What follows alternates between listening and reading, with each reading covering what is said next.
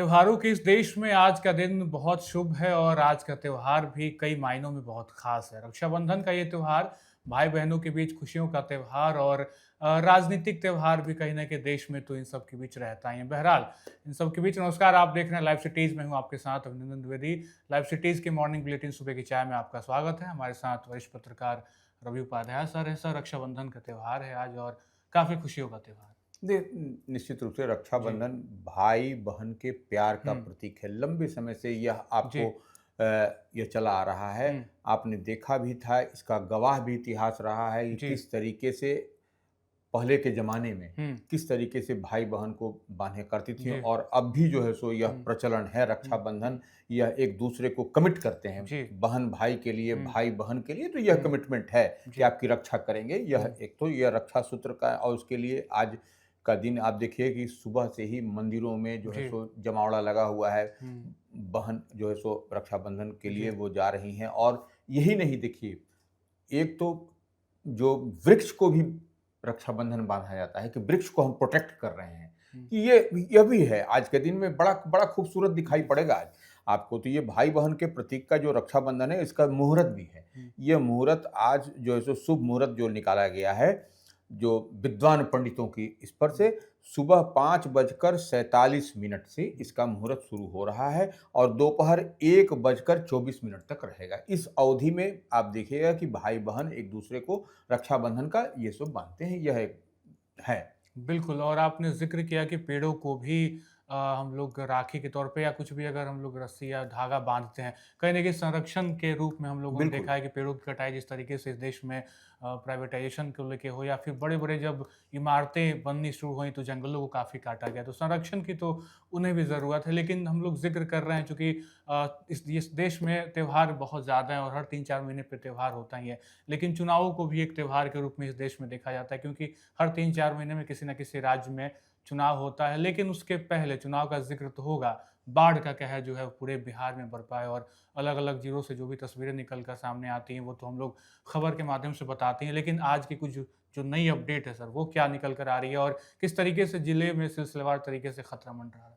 देखिए, बाढ़ का तांडव जो है सो जी, मच रहा है, जी, मचा हुआ है, और हुँ, इस तांडव, यह बड़ा तांडव है आपको। जी, इससे कहीं न कहीं आम आवाम इससे तबाह हुँ, तंगो-तबाह हो रही है। हुँ, लगातार प्रयास किया जा रहा है प्रशासनिक स्तर पर, जिला के स्तर पर, स्थानीय प्रशासन की ओर से, लेकिन बाढ़ का तांडव रुकने का नाम नहीं ले रहा है। माने पानी जो है सो बाढ़ का फैलता चला जा रहा है। निचले इलाके में विशेष तौर पर जो है सो आपको जिला मुख्यालय से कई जगहों का संपर्क जो है सो टूट गया है। आवाजाही बंद है।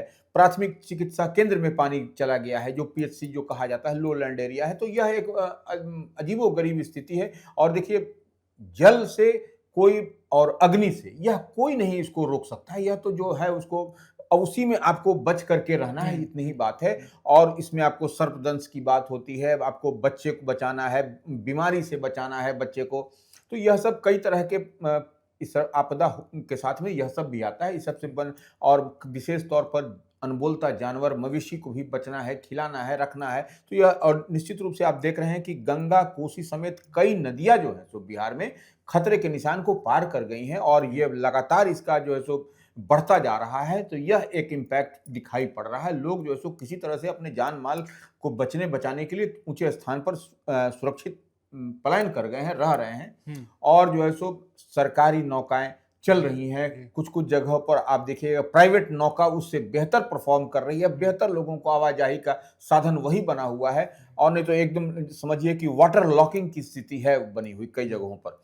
तो जी, ये देखिए, अब हम आपको बताते हैं कि ये सो बक्सर में जो है सो आपको थोड़ा-सा ये समझ लीजिए, बक्सर, भागलपुर, जो है सो कहलगाँव, हुँ, ये सब का इलाका जो है सो बाढ़ से खासा जो है सो जी, परेशान है। प्रभावित है। जी, और यही नहीं, कुर्सेला की तरफ भी, कटिहार की तरफ भी पानी उधर भरा पड़ा है। हुँ, तो ये समझने वाली वह बात है कि बक्सर में गंगा का जलस्तर जो है सो 60 पॉइंट 65 सेंटीमीटर दर्ज किया गया था। हुँ, यह बढ़ ही रहा है, जी, इंक्रीजिंग जी, हो रहा है। जी, भागलपुर में गंगा का जलस्तर जो है सो लाल निशान, खतरे के निशान से ऊपर है। जी, 34.32 सेंटीमीटर जो है सो वहाँ पर दर्ज किया हुँ, गया है। हुँ, अब कहलगाँव में गंगा का जलस्तर वह भी जो है सो हुँ, पार कर गया है।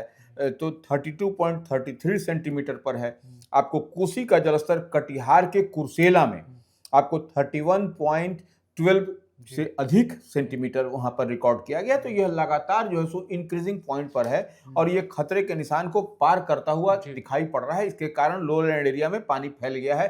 अब और तो और पटना के जो है सो बिंद टोली जो है, पटना जिला में जो बिंद टोली है, वहां पर कई इलाके में गंगा का पानी प्रवेश कर गया है।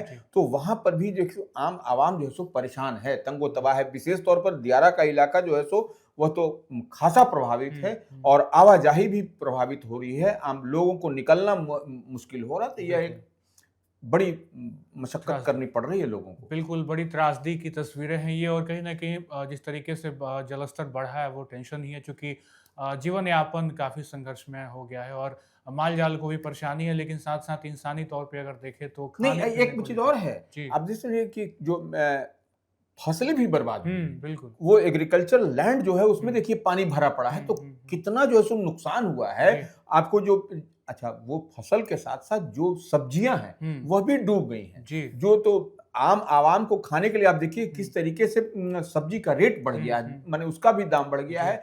तो यह सब एक बड़ा नुकसान हुआ है बिहार को इस बार जो है सो बाढ़ के कारण। बिल्कुल, फसलें बर्बाद हो गई, कई किसानों के लिए परेशानी का सबब बना है बाढ़। और परेशानी का सबब इस तरीके से, क्योंकि ये एक साल या इस 2025 की कहानी नहीं है। मुझे लगता है बिहार में हर साल ही कोसी गंगा ने बहुत तबाह किया, लेकिन अब तक सरकार ने इसका कोई भी निवारण नहीं निकाल पाई है सरकार। और ये भी बड़ा मुद्दा है कि किस तरीके से सरकार आगे जूझ पाएगी इस मुद्दे से और क्या सॉल्यूशन निकल पाएगा। फिलहाल एक सॉल्यूशन के तौर पर अगर देखें तो जिस तरीके से यूपी में टूरिज्म बढ़ा राम मंदिर बनने के बाद, बिहार में भी कोशिश है कि टूरिज्म पे बहुत बड़ा एक कहीं न कहीं मुकाम तक लाया जाए। और इसी क्रम में बीते दिनों अमित शाह जब बिहार पहुंचे तो बड़ी घोषणाएं और करोड़ों की सौगात के बीच सीता माता के मंदिर का भी शिलान्यास हो गया। तस्वीरें बहुत वायरल हो रही हैं, नीतीश कुमार के भी कदकाठी और क्रम का भी जिक्र हो रहा है सर। नहीं, देखिए निश्चित रूप से सीतामढ़ी का पुरौना धाम जो माँ जानकी का जो है सो वहाँ पर जन्म स्थली कह लीजिए, जो कह लीजिए, वहाँ पर वही एक जगह है। और उसी को आपने देखा कि उसका पूरा देश और दुनिया गवाह है कि अयोध्या में किस तरीके से भव्य मंदिर का निर्माण किया गया। तो इसी तरीके से भव्य मंदिर का निर्माण सीतामढ़ी पुरौना धाम में किया जा रहा है। उसके लिए केंद्र की सरकार हो या बिहार की सरकार, डबल इंजन की सरकार ने उसके लिए बड़ी राशि विमुक्त किया है। तो आप उसी का आपको शिलान्यास करने के लिए गृह मंत्री जो है सो अमित शाह, भारतीय जनता पार्टी के बड़े चेहरे, बिहार के दौरे पर थे और बीते दिन वह सीतामढ़ी में थे और उन्होंने शिलान्यास किया है ये पुरौना धाम में। तो वह अब एक बात, लेकिन उन्होंने पॉलिटिकल बात भी कही उसके बाद जो जनसभा में उससे पहले विद्वान पंडितों के बीच में यह सब कार्यक्रम हुआ। तो ये एक सबसे बड़ी बात उन्होंने कहा कि मैं बनिया का बेटा हूं और एक एक चीज पाई पाई का हिसाब रखता हूं। देखिए, वह चुनावी मोड में है बिहार। कुछ दिन बाद बिहार में विधानसभा का चुनाव हो रहा है, तो वह अपनी जाति भी बता रहे हैं कि हम देखिए बनिया समाज से आते हैं, अमित शाह, कि हम और एक एक पाई पाई का हिसाब रखते हैं। और उसके साथ ही कहा कि प्रधानमंत्री नरेंद्र मोदी बिहार में अब तक 6 बार जो है सो आ चुके हैं और 83,000 करोड़ की सौगात बिहार को दे चुके हैं। तो इससे अधिक ही होगा, इससे कम नहीं होगा जो जितना हम समझ रहे हैं। और जो कि 2400 करोड़ से सीतामढ़ी में रेल खंड बन रहा है, वो रेलवे से कनेक्ट हो जाएगा वो। तो ये एक बहुत बड़ी राहत होगी सीतामढ़ी के लोगों को और विशेष करके बिहार के लोगों को। यह रेल से कनेक्टिविटी बन जाएगा, तो यह बड़ी बात है। तो 2400 करोड़ से सीतामढ़ी में जो सो रेल खंड बन रहा है, रेलवे ट्रैक बन रहा है और 1600 करोड़ से नेशनल हाईवे पर 140 किलोमीटर खगड़िया पूर्णिया पथ बन रहा है। ये अमित शाह ने अनाउंसमेंट किया, यह बात बताई उन्होंने आम आवाम को। और अमित शाह ने और भी कहा कुछ। उन्होंने कहा कि घुसपैठिए को मतदाता सूची से निकालना चाहिए। घुसपैठिए का मतलब, जो घुसपैठिया कौन है?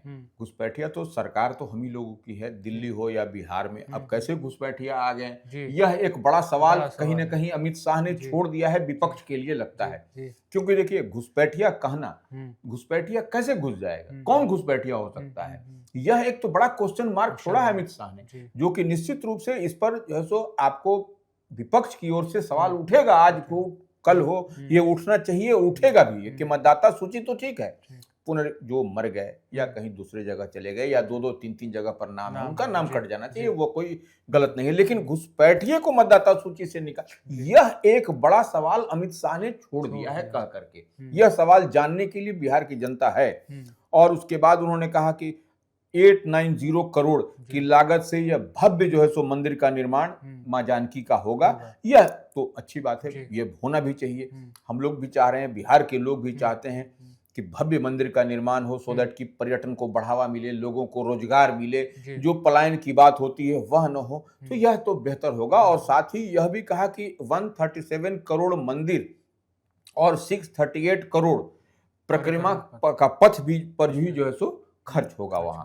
अब देखिए, यह एक बड़ी बात है। निश्चित रूप से अमित शाह आने के बाद एक बड़ी सौगात उन्होंने बिहार को दी है। और कहीं ना कहीं ये पूरा कार्यक्रम जो है वो एक हलचल का भी विषय रहा, क्योंकि सीएम नीतीश कुमार भी थे, सम्राट चौधरी भी उनके साथ गए थे। तो राजनीतिक तस्वीरें तो निकलेंगी, लेकिन घोषणाएं जो हुई हैं उन पे बिहार को नाज होगा शायद, क्योंकि 2028 तक बनने का प्रावधान, और उन्होंने तारीख डेट तो नहीं बताया, लेकिन साल जरूर बता दिया। लेकिन फिलहाल तारीख और डेट में फंसते नजर आ रहे हैं तेजस्वी यादव, जो कि बीते दिनों प्रेस कॉन्फ्रेंस के बाद लगातार जो है चर्चा का बाजार इपिक नंबर पे बहुत ज्यादा गर्म है। लगातार उनको नोटिस भी भेजा गया है, और इन सब में अब पटना से एक बड़ी खबर है सर, चूंकि तेजस्वी यादव नोटिस से ही घिरते नजर आ रहे हैं। नहीं, देखिए, निश्चित रूप से तेजस्वी यादव ने जो अपना इपिक नंबर बताया था प्रेस कॉन्फ्रेंस प्रेस कॉन्फ्रेंस करके, उसमें पटना के जो पटना जिला प्रशासन कह लीजिए या पटना निर्वाचन निबंधन पदाधिकारी ने उसे फर्जी बताया है, गलत बताया है, और उसे एक तरीके से कथित तौर पर हम कहा जा सकता है कि उसको अपराध करार दिया है। तो ये तेजस्वी यादव पर ये जो है सो ये है। तो ये, और 16 अगस्त शाम 5 बजे तक फर्जी मतदाता जो वोटर आईडी कार्ड है उनको जमा कराने का भी निर्देश आपको निर्वाचन निबंधन पदाधिकारी की ओर से दिया गया है तेजस्वी यादव को। अब देखिए, सवाल यह है, पटना के निर्वाचन निबंधन पदाधिकारी ने तेजस्वी यादव को जो नोटिस दिया है, जो भेजा है, उसमें कहा है कि जांच में पाया गया है कि आपका नाम मतदाता केंद्र संख्या 204, जो पटना का जो है सो वेटनरी कॉलेज, जो बिहार पशु विज्ञान चिकित्सा महाविद्यालय का पुस्तकालय भवन पर जो इपिक संख्या जो आपका है, वो जो बताया था उन्होंने, वह अंकित है। ठीक है, और उससे प्रतीत होता है, देखिए नोटिस में कहा गया, उससे प्रतीत होता है कि इपिक आपका फर्जी है, जो प्रेस कॉन्फ्रेंस में जारी जो प्रेस कॉन्फ्रेंस में कहा गया था। तो यह सब बात कही जा रही है। अब निश्चित रूप से अब तेजस्वी यादव को, जो नेता प्रतिपक्ष हैं, उनको यह बताना पड़ेगा और इसका जवाब देना पड़ेगा कि क्या मामला, क्या माजरा है। अब ये देखना पड़ेगा निर्वाचन निबंधन पदाधिकारी क्या करते हैं, क्या नहीं करते हैं, और तेजस्वी यादव क्या कुछ जमा करते हैं और क्या करते हैं, इसके बाद क्यों लाइन ऑफ एक्शन क्या होगा। बिल्कुल, तो ये आगे का भविष्य तय करेगा, किस तरीके से इपिक नंबर और वोटर आईडी कार्ड का जो पूरा मामला तेजस्वी यादव के इर्द गिर्द घूम रहा है, वो किस तरीके से आगे अंतिम रूप लेगा। लेकिन फिलहाल चुनाव है देश बिहार में, और बिहार में चुनाव जिस तरीके से बीते सालों भी हलचल का केंद्र रहा, कभी भी यहाँ पे हलचल कम नहीं हुई है, कहीं ना कहीं जिक्र बहुत ज़्यादा ही रहा, और पार्टियां तो अब कई नई पार्टियां भी जुड़ गई हैं। तो ऐसे में देखना होगा क्या कुछ होता है। फिलहाल आज के वीडियो में बस इतना ही। आप बन रहे लाइव सिटीज के साथ। बहुत बहुत शुक्रिया।